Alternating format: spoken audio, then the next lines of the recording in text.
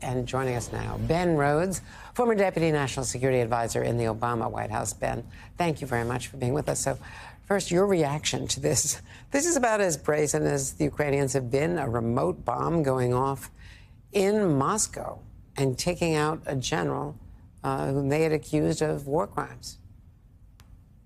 Yeah, I mean, I think what we've seen is since the front line has kind of become this battle of attrition, and frankly, a battle of attrition somewhat favoring Russia, given its greater size and manpower, you've seen the Ukrainians turn to these more audacious maneuvers, whether it was targeting the Black Fleet of Russia, whether it was obviously the incursion into the Kursk region of Russia, and a number of these kind of targeted covert operations. It's a way for the Ukrainians to try to shake up the Russian battle command, to try to shake up the political dynamic around the war. Frankly, it's probably a morale booster for Ukrainians who are suffering huge losses inside the country. But it also speaks to this volatile moment, Andrea, where everybody anticipates some effort at a negotiation with the incoming Trump administration, but both sides trying to deliver punches and strengthen their own positions heading into that dynamic. And you've got this pressure from the Trump administration. President-elect Trump saying, yesterday he seemed to refer to it as a real estate deal. Well, this area that Ukraine has taken from Russia is destroyed, the buildings are down, so pressuring Zelensky to give up territory, clearly in the Kursk area, to give up territory which he has actually said he didn't want to keep. Ukraine was taking it as leverage in negotiations that they now presume are going to come. Yeah, I mean, sometimes the president-elect talks about this like it's a, game of Risk or something that, you can easily do something in Washington and bring about an end to this war. He's about to confront an international reality that's far more complex and volatile than anything he walked into in 2017. The reality is all these players have their own interests separate and apart from whether or not, Donald Trump gets a win on the diplomatic board here. The Russians want to consolidate control over 4 provinces of Ukraine that they have claimed to annex, even though they don't currently control all that territory. To the Ukrainians, this is not a real estate deal. The Ukrainians that are stuck in those occupied areas of their country are deeply vulnerable. We've seen children taken away from their parents and sent for adoption into Russia. It's a huge political vulnerability for Zelensky to make concessions around that. Just to bring another country into this, North Korean troops are fighting with the Russians in the Kursk region. Obviously, Kim Jong-un is a leader that Trump has invested a relationship in, but Kim Jong-un is getting more practical assistance from the Russians than he'll get from the United States in the form of high-tech military equipment and probably oil and gas and energy as well. So the reality here is that all these different players are going to want to strengthen their own position. They're not just going to make a deal because Donald Trump says he wants a deal. And actually, I think this notion that there's negotiation coming and that the United States may be trying to lean on parties, may put at risk the assistance that the U.S. provides to Ukraine, that incentivizes everybody to escalate right now. So I think what people have to be prepared for is a period of weeks or even months in which we see kind of more brazen activity from all sides of this conflict as people try to get in a stronger position, knowing that there's going to be this international push around negotiation. And apparently those North Korean troops, at least from public reports, have suffered some early casualties. Big picture, as President-elect Trump is coming into office, and as you just set the table, you've got the collapse of the German government, the collapse of the French government.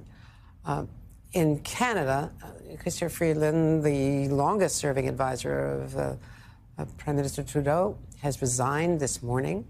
So the Western democracies are really under pressure. And doesn't this play into Donald Trump's hands?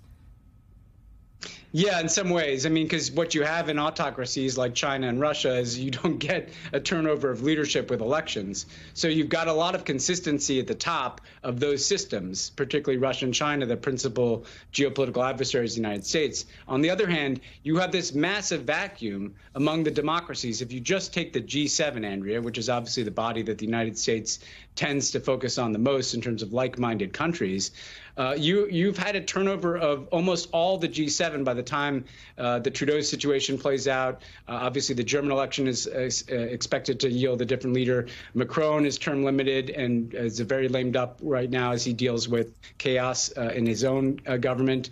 And so you have a situation in which the G7 is turning over. For Trump, there's some opportunity. It's moving to the right.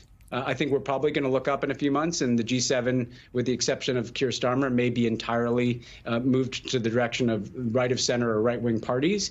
But it also just means that we're not kind of running at full speed here among the advanced democracies. We're inward focused. There's an isolationist trend. And at the same time, I don't think China and Russia are going to be withdrawing their own ambitions. So it's a very dangerous year, Andrea, when we look forward and you've got the war in Ukraine, you've got the war in the Middle East, you've got the situation in Syria, you've got a blending together of these conflicts.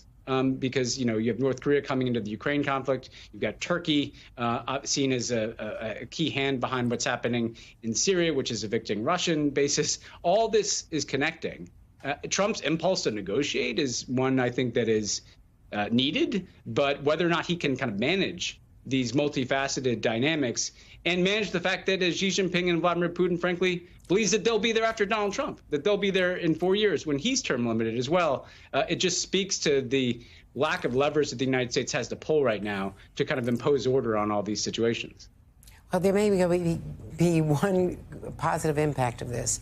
I just want to briefly set the table here because President Trump's tweet of December 2nd, warning Hamas, do a deal now before I take office or they'll be hell to pay, is one ingredient that U.S. officials tell me, not the major agreement. It was obviously the fall of Assad, the weakening of Iran, the weakening of Hezbollah, but Hamas is isolated. And they are now making concessions to Israel. All sides are telling me this. We reported it Friday. And now today it seems to be even closer to coming together. Both U.S.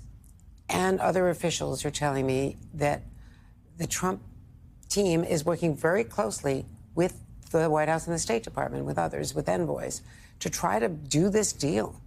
And Cairo is a big piece of it. The Egyptians have put forward something, and it could...